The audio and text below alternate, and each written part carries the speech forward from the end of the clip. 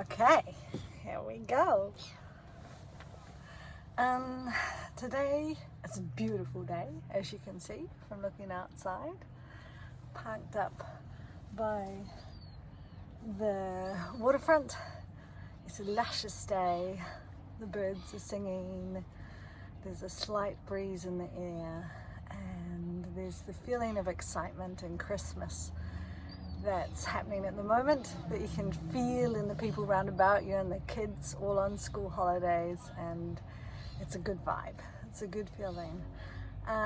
Today I wanted to talk about letting go, and particularly letting go with regards to relationships. And this one is very relevant for me because yesterday I chose to let go of a relationship that I was in. It was just a short-term one and fairly casual, but becoming more serious. And it seems to be such a massive lesson to learn, and one I keep on learning over and over. But I'm getting quicker to recognize when my heart is telling me to let go of something, and it can be a relationship or something that's close to me, like a belonging, a place, an identity. Those are big ones, identities. And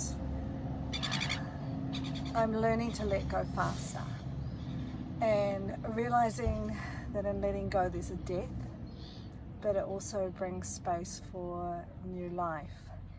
And that if I don't let go, there's no room for new life. There's no room for something better and something that's meant for me, and to have the belief that there is something better, and that my world is working out for me, my world is making way for me. And but particularly with relationships and guys, women, we are, I don't know if it's just women, maybe it's men as well, but we find it hard to let go. And some part of us, we know in our soul, we've heard the voice of our soul telling us, hey, this one's not for you, this relationship's not for you. And yet quite often we'll then break it off with the guy, and they persuade us in their very persuasive ways that we could still be friends and we can still hang out and we can still do stuff. But of course for us there is no, well, sometimes there is, that's a generalization. Sometimes there is the space and the freedom to be friends and to let go of the attachment. But attachment is a big thing. God, why do we do it? Why do we do it? But we do. And we get persuaded to slowly enter back into the relationship until suddenly, and I'm learning faster, to wake up again, to hear the voice of my soul that's saying, this one isn't for you, this relationship isn't for you, and to let it go, and to let it go cleanly, without angst, without anger, without blame. Just to let it go. And then becomes the death and the mourning and the sadness and the what ifs.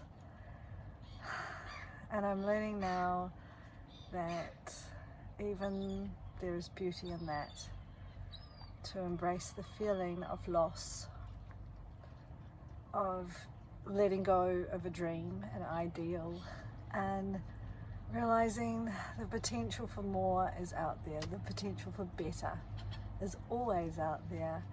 And whenever I think of that person, I send them love. I blow them a kiss with love and thankfulness for our time together and the way that they've impacted my life and everything I have learned from them, and the love and the touch and the affection and the care that I've received for them. I am thankful, forever thankful. And in sending love to them, it releases the tightness and the fear, and it frees them. It frees them also Yeah, so that's today's little blurb. I was going to talk about how to recognize your soul's frail, but I'll do that another time. Yeah, ciao.